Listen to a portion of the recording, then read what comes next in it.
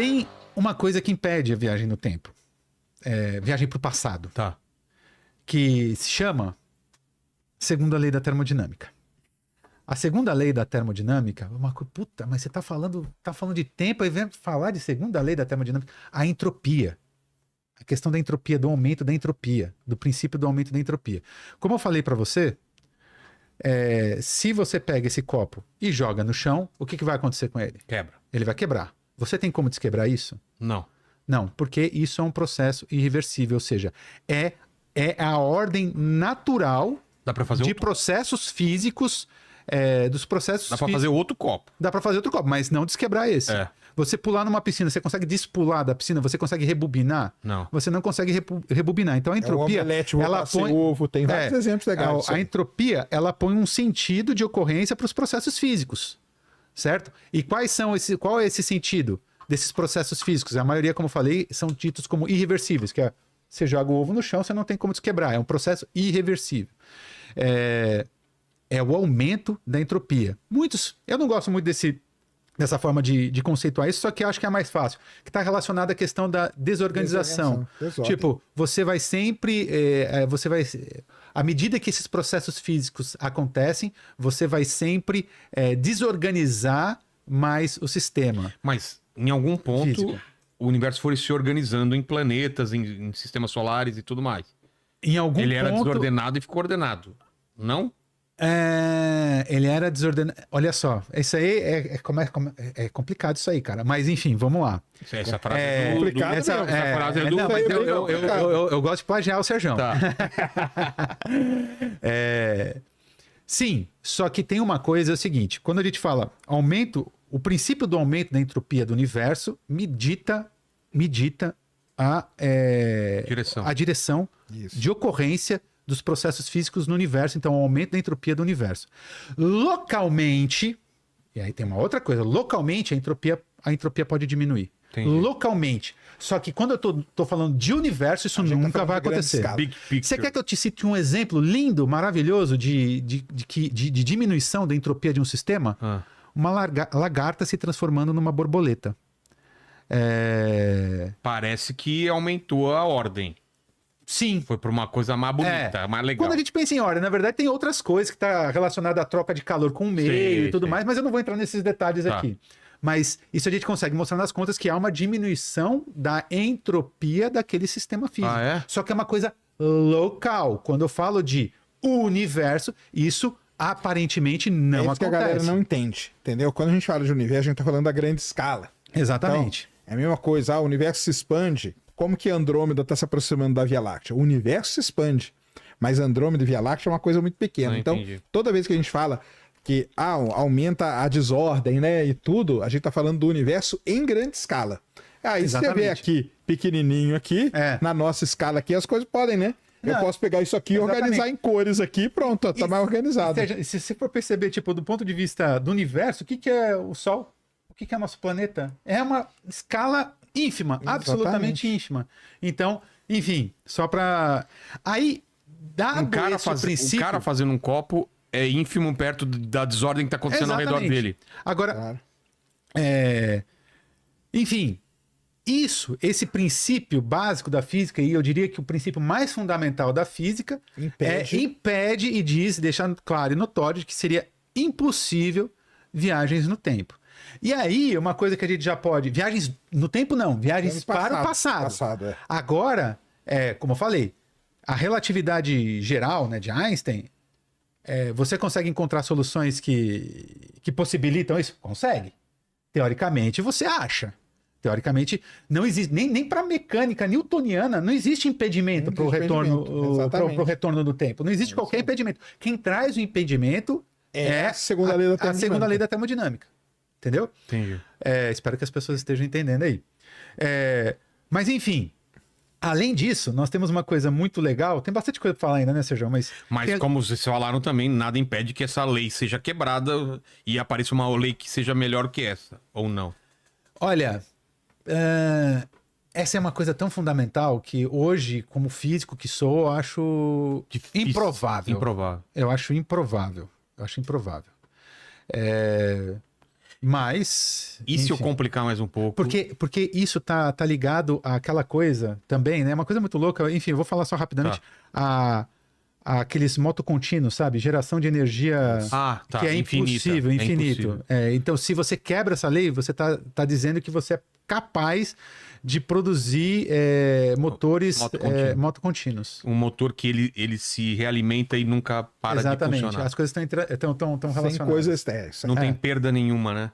Sem coisa externa, isso. Mas e quando a gente pensa teoria das cordas, o mundo de mais dimensões, e que a gente está fazendo todas as leis baseado nas dimensões que a gente percebe, nossos sentidos percebem, mas que se tivesse um ser que percebesse mais dimensões, talvez ele conseguia voltar para o passado. Não sei se consigo explicar. Aí, voltamos a Interestelar, que é uma coisa maravilhosa.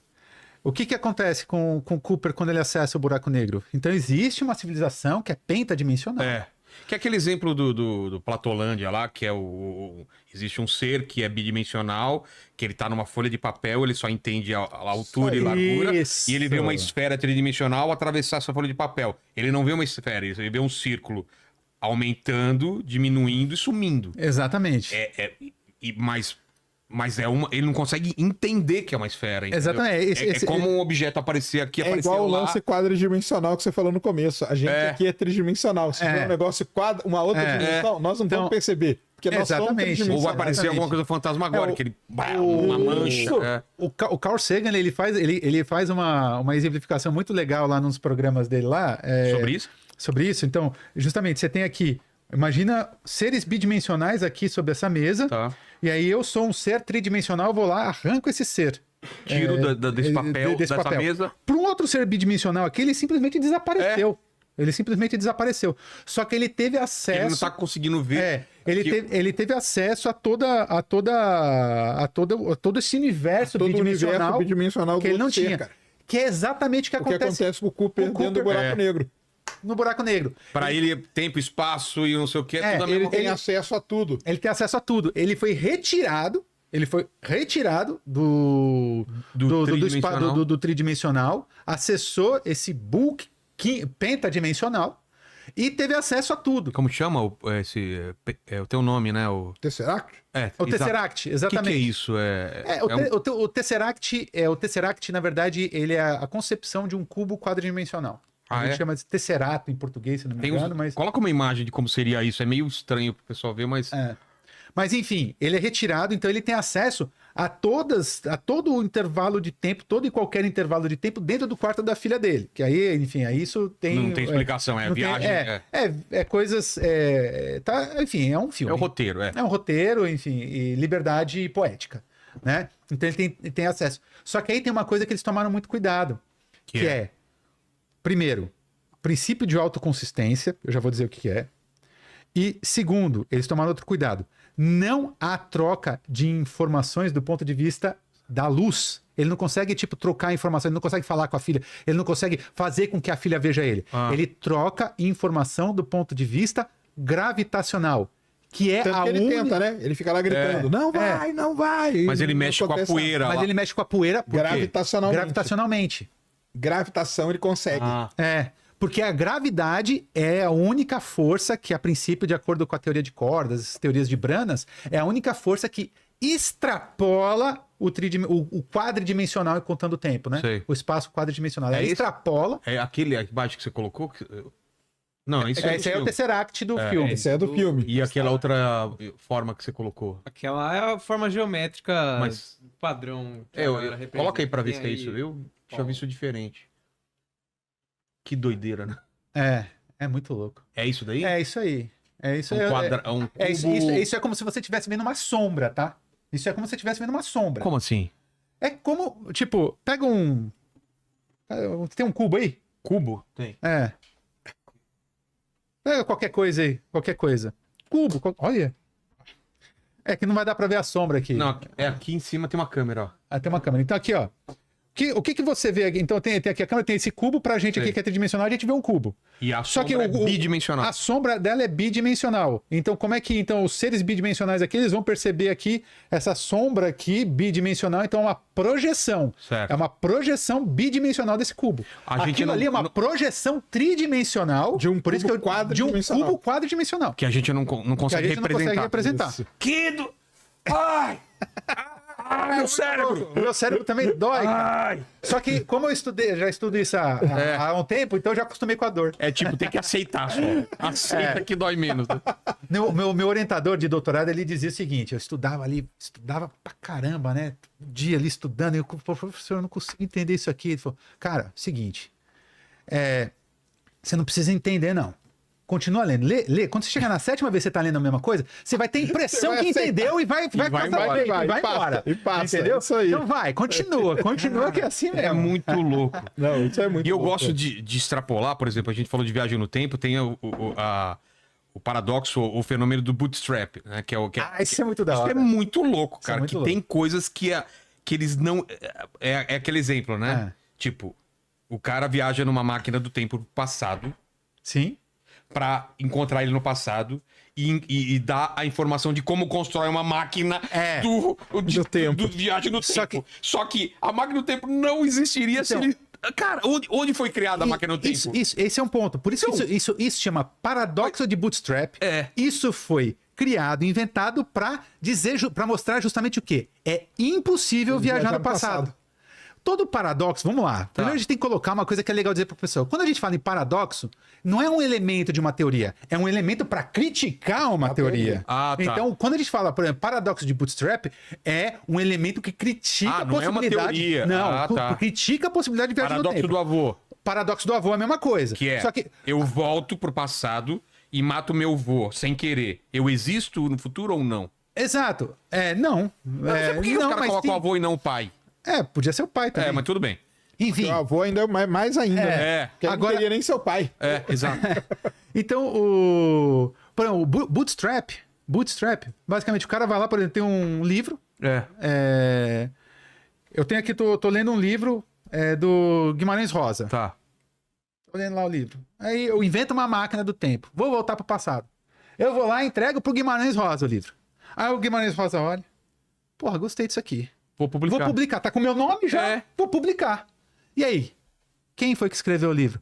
Ou seja, você tem uma coisa, para ser consistente, e o filme Interestelar tudo tem que ter fonte. Não existe uma fonte origem pro livro. Então, não é possível. Tem um conto...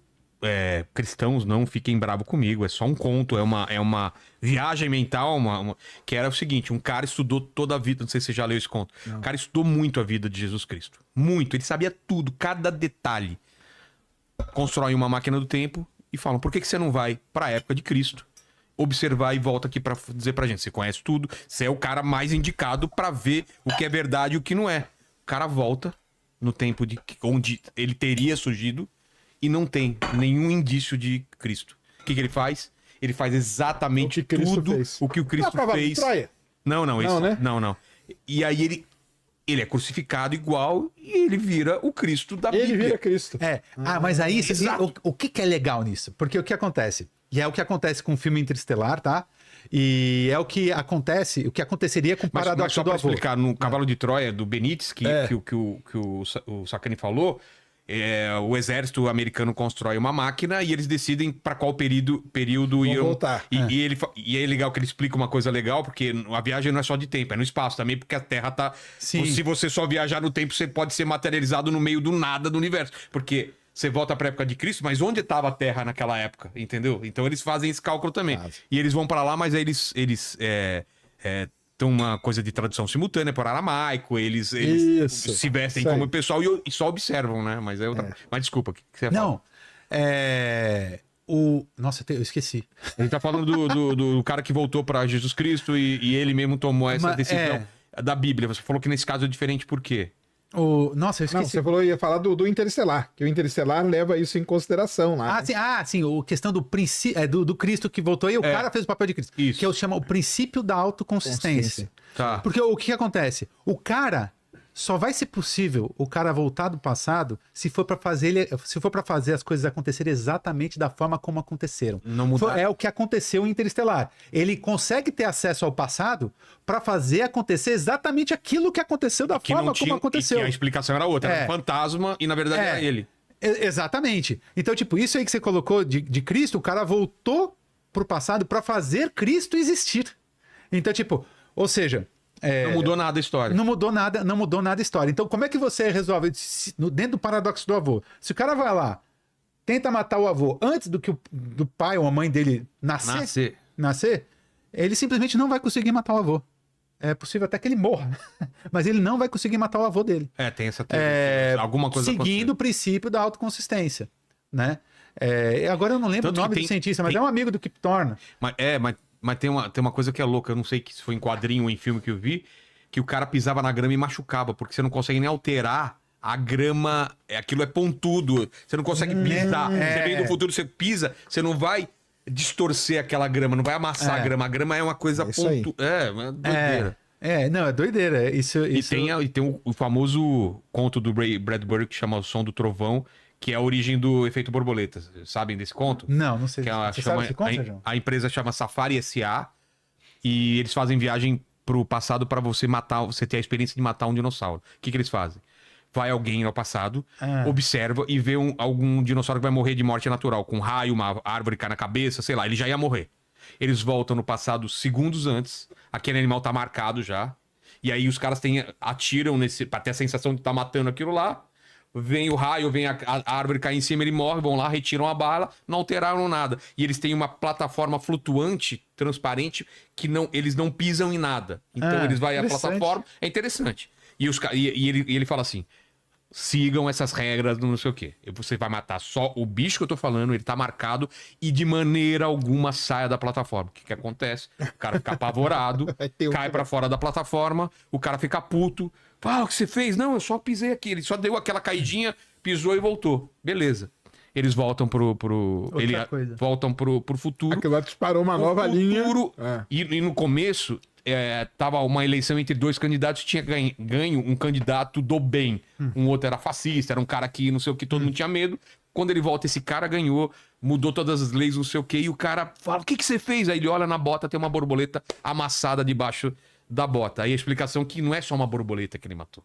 Ele matou toda a geração daquelas borboletas, os predadores que poderiam vir, não sei o quê. Aí coloca o efeito do caos, né? O caos, teoria do caos aí. É uma coisinha pequenininha, mas de milhões de anos vai aumentando tanto que ele muda até... Isso aí. É justamente a teoria do caos. Pequenas perturbações nas condições iniciais causam...